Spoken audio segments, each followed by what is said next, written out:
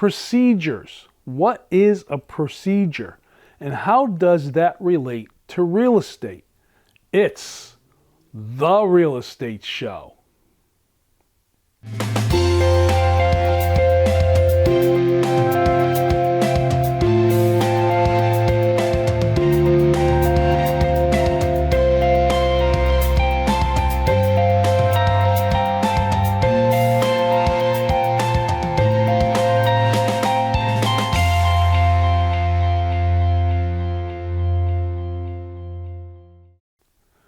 Welcome to the Real Estate Show. My name is Rick Naples. I am the owner-broker of Zone Realty LLC. You zone your home. We're a real estate brokerage, and we have to follow certain procedures when it comes to listing a home for sale or for representing a buyer, the procedures in buying that particular home. But what is this procedure? What is a procedure? Well, a procedure is a laid down number of steps that must be followed in order to get to the goal. And everybody knows what procedures are, even though you may not call it that, because we do them every day. It's part of our life. I like to relate it to, say, driving a car. When you get into your car, you first have to open the door, you have to sit in the car, you have to start the car, you have to put the car in gear, and then you have to steer it, as well as a number of other things that you may do when you're going to use your car. It's a procedure, it's a method, it's a plan, it's the steps that you do to get to where you're going. When it comes to the real estate transaction, there are some set procedures. Now, procedures can change. They can be adjusted, they can be modified, depending on what the need is. So on this real estate show, I'm going to talk about just the idea of procedures. On subsequent shows in the series that I'm going to do are going to talk about the procedures in a real estate transaction and break those out for you in several different steps. So this first show is going to talk about general procedures. What a realtor does, what a seller does, what a buyer does, and the procedures that are in place. Realtors have to follow certain guidelines. Now, those guidelines have changed a little bit as far as how a realtor is going to list a home and how they're going to go about marketing it and how a buyer is going to buy that home. There was recently a lawsuit that was settled with the National Association of Realtors, and it had to do with the way realtors show their compensation or how they do a cooperating agreement with buyer's agents that are bringing ready, willing, and able buyers to buy sellers' homes. That's changing a little bit. It's changing in the way that the realtor will disclose that. They're changing things in the MLS as far as data is concerned, and they've also changed the listing contracts and the purchase and sale contracts. This overall might affect the way disclosures are written. It may affect the way a realtor shows a home. It could affect the way a realtor writes the offer. There are a lot of changes that are going to start to happen in order to accommodate what has been agreed to during this lawsuit settlement period. But let's get back to the basic procedures. In real estate, a realtor follows a certain guideline. They follow this in the way that they do things.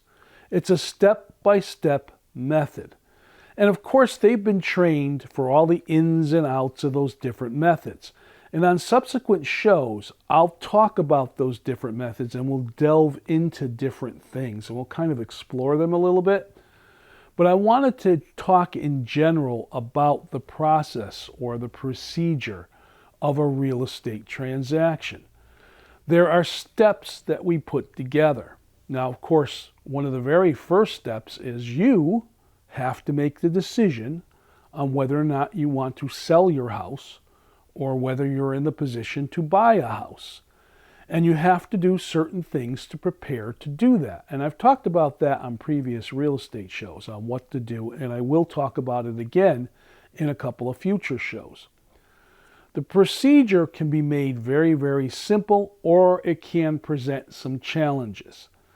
Some of the steps get to be a little bit difficult. When it comes to putting together finances and mortgages, when it comes to home inspections and appraisals and all those kinds of things. When you use an attorney in a real estate transaction, the attorney has a set bunch of rules or procedures that they follow in getting the deal from when you've got your accepted offer all the way to the closing. So again, there is a pathway that you can follow. Now, can you mix it up a little bit? Well, yeah, you can. There are certain steps that you could skip over or not do, or maybe forgot about, or whatever it might be. But sometimes that can lead to problems. If you don't follow a certain step, you may not be able to accomplish the goal you want to accomplish. Let's get back to the idea of what I was talking about, driving a car. Have you ever gotten in your car and forgot the keys? Well, without the key, you're not going to start the car. And if you can't start the car, you can't go to the next step of the procedure of putting it in drive and going somewhere, right? So it's the same thing with the real estate transaction. And I know that's really simplifying it. But there are steps that must be followed in order for the next step to happen. There's written procedures. First you do this, then you do this, and then you do that, and so on and so forth. And that's how the deal progresses along. Realtors are trained in all those steps. The realtor knows those steps. They know what to do and when to do it and how to do it. There are a lot of things that are involved in each one of those steps, what I call the sub-steps. There may be, you do this, but in order to do this, you have to do these other things in order to make that complete so you can go on to the next thing. Some realtors are very good with paperwork. Some realtors are not. But all in all, everything gets done the way it should get done and when it should get done. So procedures are in place to kind of give you that pathway, that guideline to follow, so that you can go from step A all the way to step Z and all the different steps in between and get to where you want to go. Now let's talk about uncovering the procedure itself and why those certain methods are there. As I said, you could skip over, you could not do this or not do that, but it could cause problems in the future. You see, the procedures in a real estate transaction have been set up in such a way where you're doing them because they're built on the previous step and they set you up for the next step in that particular pathway or procedure. And they're built upon each other to protect you as you're going along in the sale or a buy of a house. Without one, you could end up with opening yourself up to lawsuits or problems. Without doing this particular step, you might find later on that you regret you didn't do it.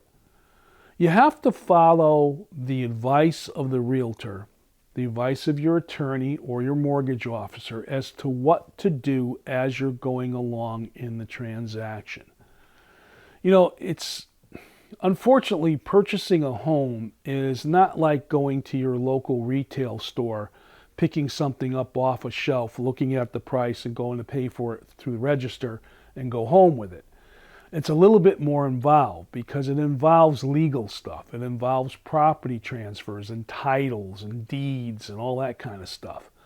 So you have to follow it the way it's designed. You have to follow those plans in order for it to keep chugging along. Real estate procedures pretty much are there to keep you on track. Now, there are things that could happen. I'll talk on a show about problems and challenges during the real estate transaction. That's in a future show. But there are certain things that can sidetrack you as you're trying to follow these procedures. You may be looking to purchase a home because of a job change or family growth or whatever the reason might be, and there's not a lot of inventory out there, right? I mean, that's what's been happening recently. There's just not a lot of inventory, not a lot of houses to pick from. Interest rates have increased, although we're hearing they might come down at this particular filming. But in either case, the interest rates are higher than they were a couple of years ago. So as a result, some people are priced out of the market. You may be up against cash buyers that are looking to buy a home for cash, and you're looking to finance, and the seller wants to take the cash deal and not look at the finance deal, and so on and so forth. So there could be a few little bumps in the road as you're going through the transaction. This is why it's so important, folks, that when you're going to do a major transaction like the purchase of a home or the sale of your home, you don't want to do it on your own. You want to have some professional help. You want to have someone who's an expert, who does it for a living, who knows the ins and outs of the real estate market to help you along. Now, that's not to say that you can't skip all of that and sell your home on your own all by yourself. You can. I mean, you own it. You can do whatever you want with it, right? As long as you're able to sell it and get enough verifiable monies from a potential buyer where you can pay off the mortgage and walk away with a little bit of profit, you can do that. And some people do choose to go that way, but not a lot. Because the fear is there can always be somewhere along the line that someone will accuse someone of misrepresentation, and that opens up lawsuits. And believe me, lawsuits can show up after you've closed on the house. You know, just because the seller and you exchanged keys and money exchanged hands and everybody went off to their own lives, things can come up and there still can be lawsuits. This is why we get attorneys involved when it comes to closings, to make sure that the title transfer is clear, that the documentation for the mortgages are concise and everything's explained, that there's a procedure put in place in the closing. And again, on another show, I'm going to talk about closing procedures and what to expect. Procedures are methods, they're plans, they're steps to get to the goal. They're very important to have those in place. Now let's talk about a simple procedure just to kind of demonstrate what the real estate transaction is all about. The first thing that a realtor does when a client hires them is, depending on whether it's a buyer or seller, they need to do some market research. First, they have to be hired. So there's a procedure, there's a formal contract that has to be reviewed and explained and signed by all parties, so there's a clear understanding of what the realtor is going to do and what the seller is going to do, or in the case of a buyer, what the buyer is going to do and what their realtor representative is going to do for them. The contract explains how the realtor is going to work, what steps they're going to take, how they're going to be compensated. And of course, you as either a seller or buyer are going to have this contract and you're going to agree to the terms or negotiate the terms. And that's important because at this part of the procedure, you have the ability to negotiate the terms with your realtor, especially if you're a seller. How much commission are you going to pay, and so on and so forth. There is a procedure once that's all done of what the next step is going to be, what the realtor is going to be, and that's pretty much the research stage. See, a realtor just doesn't go on the internet and look for houses that are for sale and say, hey, let's go look at this one. The realtor wants to get to know the client and follow steps to kind of understand what it is they're looking for and what it is they can afford, and then does the research to find properties that fit those needs and wants. If they're representing a seller who's selling a home, they have to do a market analysis. They have to make sure that the house is being priced competitive to other houses like it in the marketplace. They have to make sure that the house is going to be appealing to the widest bunch of buyers. They have to plan on how to market it. They have to plan on where to market it, and so on and so forth, as well as setting a price and doing a number of things of helping prepare the house for sale. Procedures are put in place for what the individuals are going to do that are involved in the transaction. I'm selling my home you're buying my home. I must do this, this, and this. You must do this, this, and this in order for us to come together and make this transaction happen. These procedures have been written over a long period of time, so they all work. They're put in place as we've learned and the markets has changed. And that's what I was saying earlier. Certain procedures are slightly changing in the way that realtors are going to be doing things. And it doesn't really affect so much the buyer of a home or the seller of a home. It affects the way the realtor is going to work with that buyer or seller. A lot of it has to do with data entry. A lot of it has to do with what they're going to be compensated and how they're going to be compensated. A lot of it has to do with how that data is entered into the multiple listing service and so on and so forth. So the procedure has changed a little bit for the realtors, but realtors, that's what they do. They know how to adjust and go with the different needs that need to be done as far as what their buyer needs or their seller needs or what new documentation's coming out, what kind of disclosures are needed depending on the specific type of property, and so on and so forth. It's a lot, but that's why we go to school. That's why we get our license through the state of Connecticut. That's why we follow certain guidelines and go to continuing education in order to keep ourselves on top of the market and keep ourselves up to date with the ways and techniques and procedures of doing things so that we can provide the best representation to a seller or to a buyer that's looking to get into the real estate transaction. So how do you look at procedures? Do you look at the procedure as if it's going to be something that's going to be tough to do or you don't understand the steps? Do you look at the procedure as something that is going to be challenging to do? Or are you going to find that maybe certain steps might be a little bit more difficult to do than others?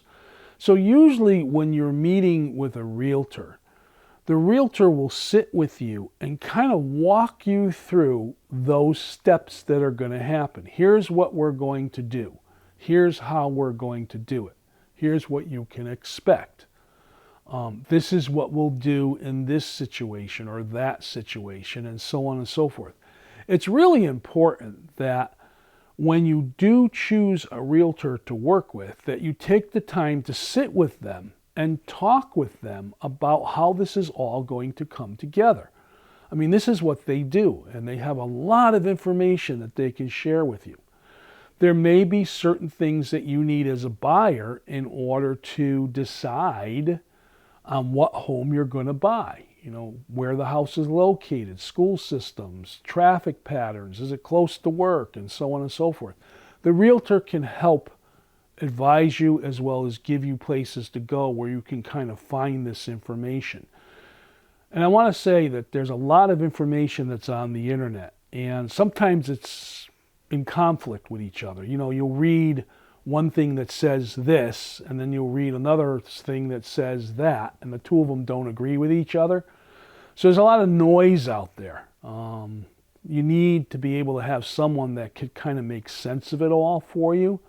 That's why you get a whole team of people involved in the real estate transaction, each following their own set of procedures, their own guidelines, their own plans, in order to get it to that focused area of where the transaction is going to come together and it's going to close.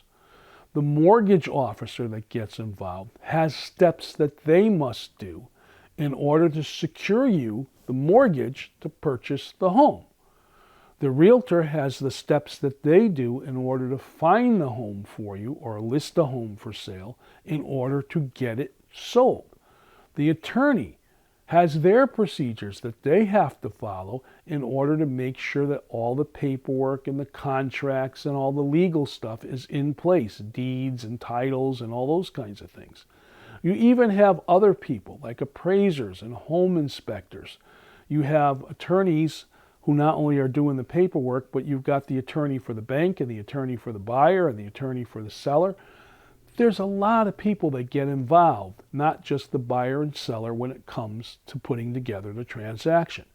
And if we didn't have set procedures in place, well, it would be like the wild, wild west. Everybody would be doing their own thing and nobody would be talking to everybody, and there'd be problems and miscommunications and all kinds of crazy things going on. So it's good to, as I say, set the plate in the beginning and follow the steps the way they're meant to be followed, without skipping over, without reversing them around, without changing them too much. You may have to make certain accommodations depending on where you're buying and how you're doing it.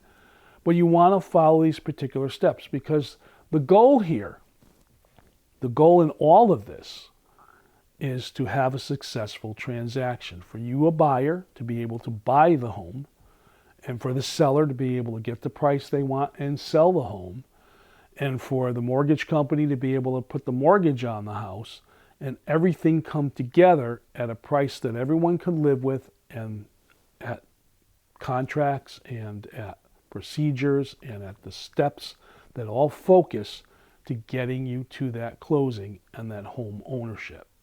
My final thoughts on procedures are, I've talked a lot about how they're put in place in order for you to have a guideline or the steps in order to complete a transaction.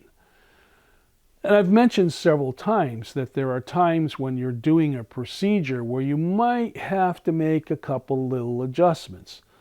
I relate this to paperwork a lot, because there's a lot of paperwork that's involved in real estate. So I may create a file and I may have a procedure on how that file is put together so all my files are the same. If I want to find the lead disclosure on a property I sold 5 years ago, I can go in the file, and it's probably in that file about in the same order as the files I'm doing today, because I follow a checklist, I follow a procedure. But sometimes I mess it up. I get something, it comes in late, and I just stick it in the folder and I don't put it in its proper place, and it makes it a little bit more of a challenge in the future, right? When you're trying to go through files and find things and it's not where it's supposed to be. This is why we have checklists. Again, we have a procedure to follow. We have certain steps that you must do in order so everything comes together and it makes it easier both now and in the future. Even when it comes to purchasing stuff for a house, I mean, you can't just go out and buy stuff willy-nilly for a home. If you're buying furniture, you want to make sure the furniture fits, right? So there's a procedure you're going to follow before you go and buy the furniture. You got to look at affordability and size and how it's going to go and so on and so forth.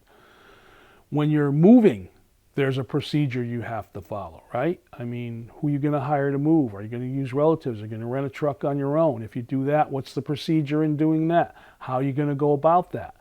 Even the simplest things of moving a household. What rooms are you going to pack first? Are you going to have that, utility box that has a little bit of everything into it? Because if anybody's ever moved, you know how sometimes you get into your new place and you're looking for something and you can't find it. So are you going to have that box that you put a little bit of everything in so you at least have enough to get yourself set up? What's the procedure for doing that? How are you going to do that? What checklist are you going to follow? Procedures are put in place so that everybody can be on the same page. So that everybody knows, here's what I'm doing, here's what's happening next, here's how we're getting to this goal. A procedure is put in place so that there's no misunderstanding, so there's no confusion, there's no going off the rails, as they say. A procedure is put in place so that you can get to where you want to go smoothly, safely, securely, and get it accomplished without having too much aggravation or stress while you're trying to get there. Procedures have been designed over a number of years to make sure that everything is accounted for. Now, I'm not going to stand here on the real estate show and say every real estate transaction goes beautifully, smoothly, and there's never any problems if you follow all the procedures. Because real estate, like with so many other things, can be very unpredictable. There can be things that will pop up there can be things that could make the whole challenge a little bit different. So on the next show, I'm going to talk specifically to sellers, and we're going to talk about the procedures for the seller when they're looking to put your home on the market. My name is Rick Naples, and this has been The Real Estate Show. I thank you very much for watching, and I'll see you next time.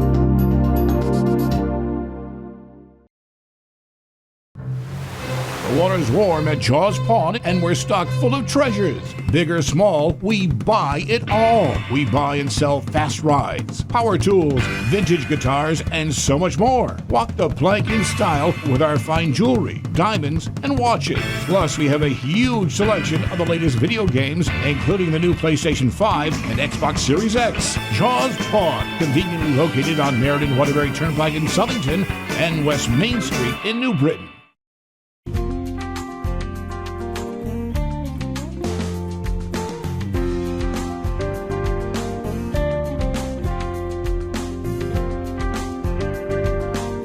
Follow us on Instagram at nutmeg.tv.